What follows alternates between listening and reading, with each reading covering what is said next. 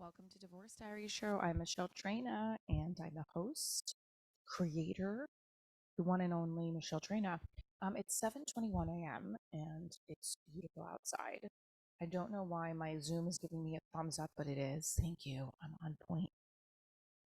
So I'm doing something new. I'm starting to not starting to, I'm trying to rebrand or not rebrand, um, get my YouTube in check so it can grow to exponential numbers and be able to, be a YouTube partner. I don't know. I met somebody who told me to do certain things and I'm like hearing him out, but like I'm also hesitant because I love posting.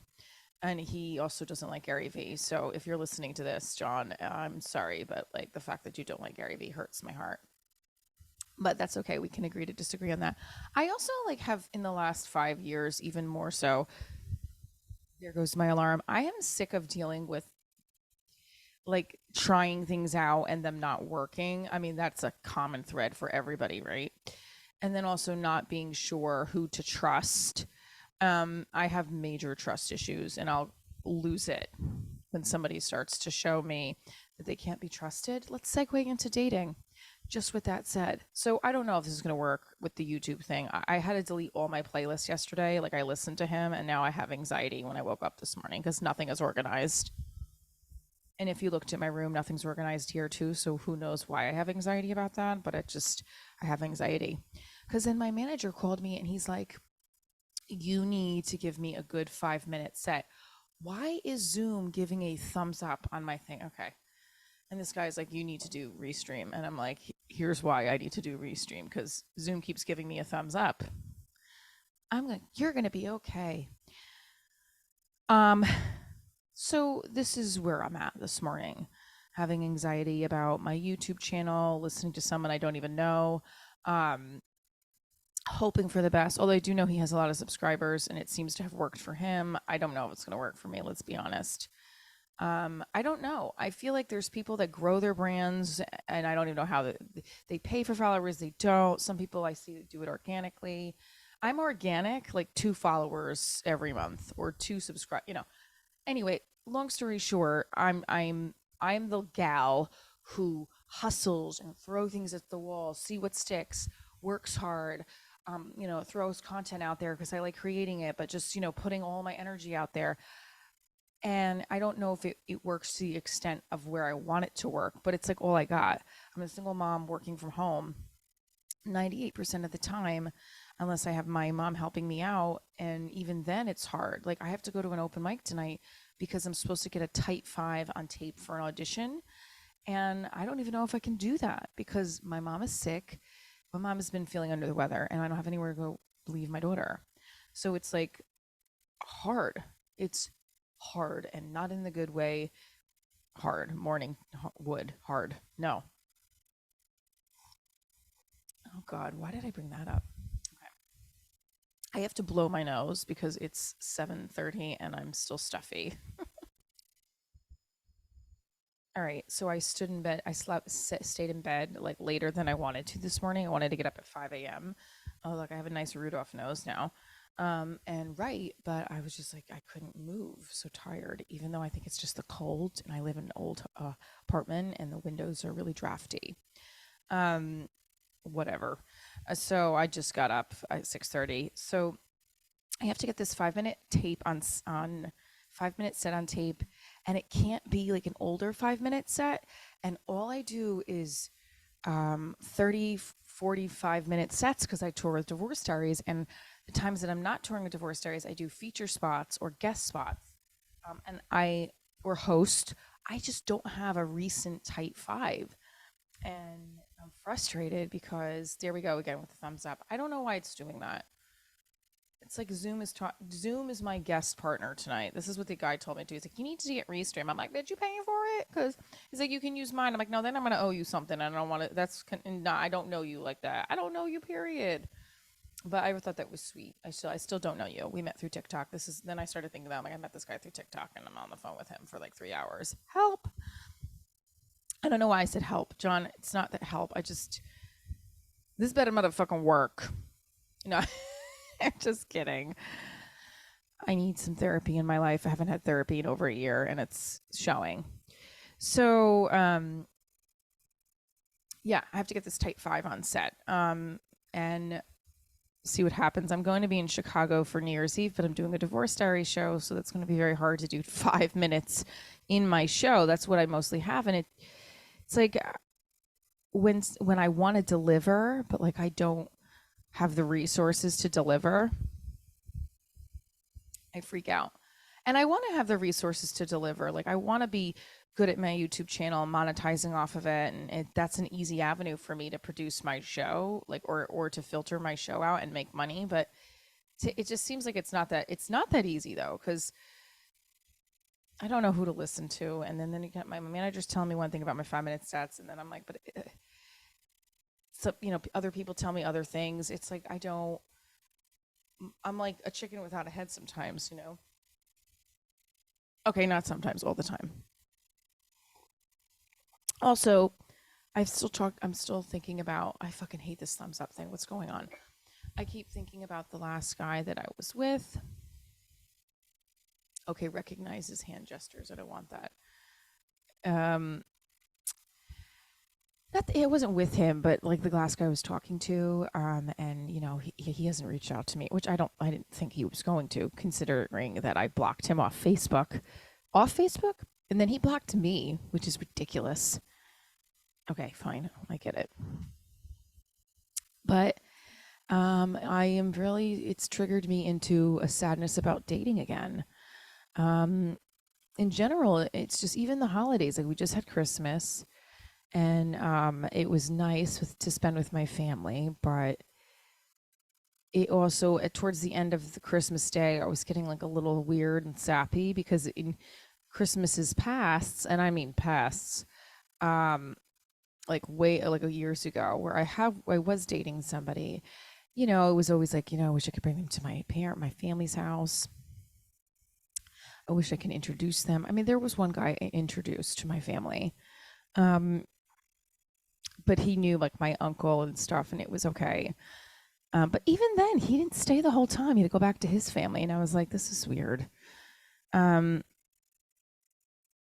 But yeah, I guess I could say I had that once. Yeah, the other times I really haven't brought anybody home. And there was one of my relatives, his girlfriend's daughter had a boyfriend that came, and I just kept thinking like I'm the woman that's always single, and that's okay. It's just hard sometimes because I do want a significant other to laugh and make love with, and create with. Easier said than done. But then other times I'm like, well, what would like again? When do you have time? My friend was telling me this about the pieces of the puzzle, right? This is another thing. I have all these guests that I had on my podcast that now I don't know what to do with all these with this content, because this guy that I was talking to was like, throw it out. It's like these people are gonna be pissed. But I do know what he's saying is I want you guys to keep listening. Like right now, are you still listening in on the channel, or did you go night night? So we'll see. Yeah, so I don't know. The piece of the puzzle, my friend told me this, is like there's me, my daughter, my work. And she goes, there's really not a lot else left in that puzzle right now because your work is most majority of the day and your daughter is the other. She goes, where would you have put a relationship? I just make room if I like the person, right? Like, it's like if there's a crowded table, but you really want that person to sit with you, don't you fucking move over? Same fucking thing. And that is what happens in a relationship when I start to like a guy. I move the fuck over so they can sit down, and then they push me off the fucking bench. Jerks. Who the fuck do you think you are? I let you sit here. That is the equivalent to the men I date. I don't know.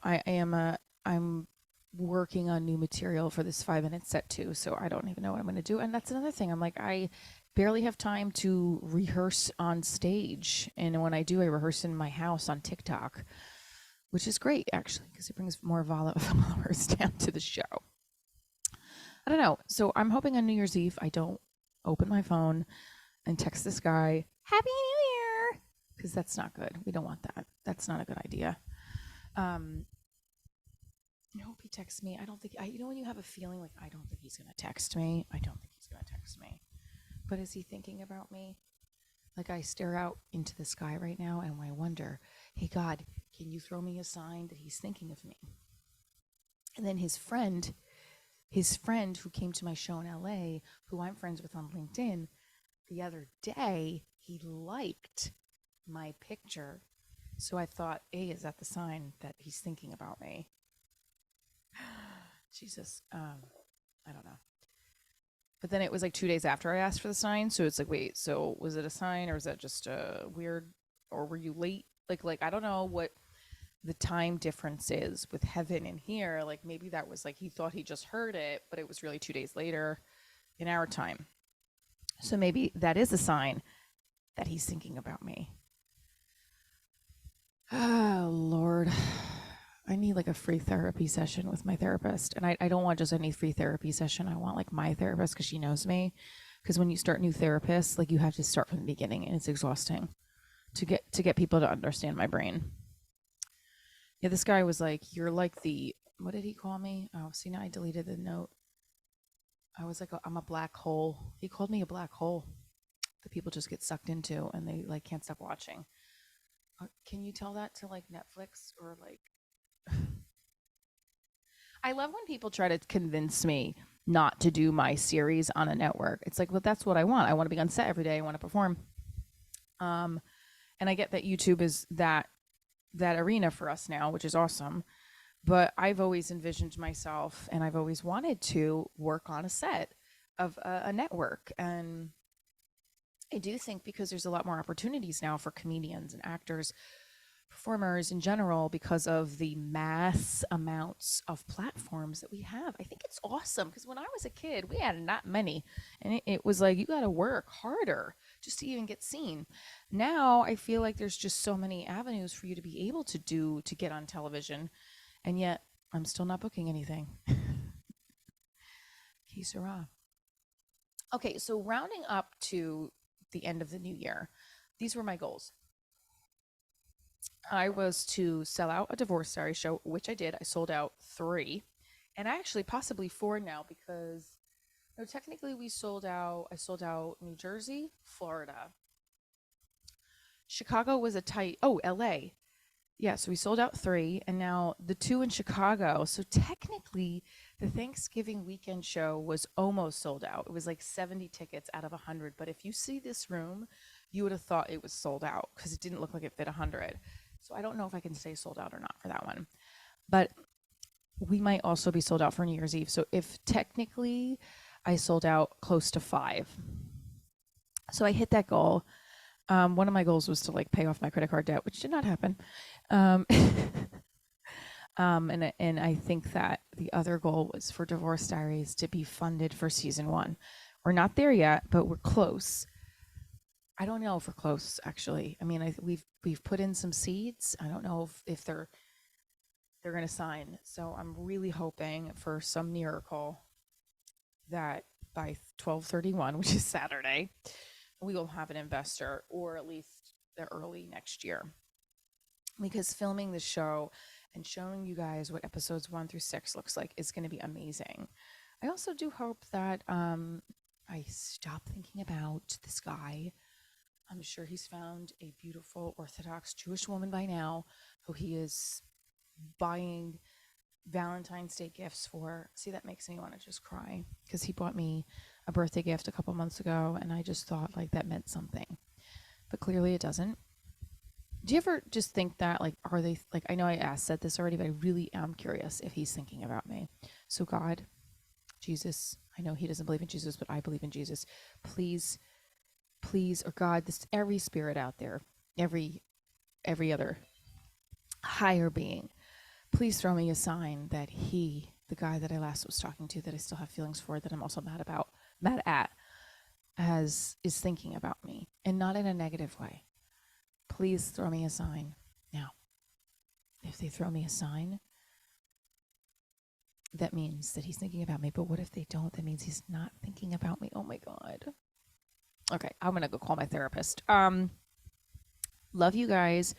Shows that are coming up again: New Year's Eve, Chicago, Wheaton, Illinois, which is a suburb of Chicago, and January 14th, Morris Plains, baby.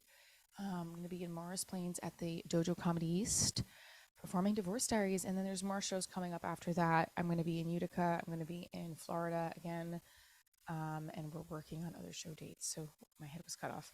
Stay tuned for more Divorce Diaries show. I'm Michelle Traina, and keep living your happily ever divorced after.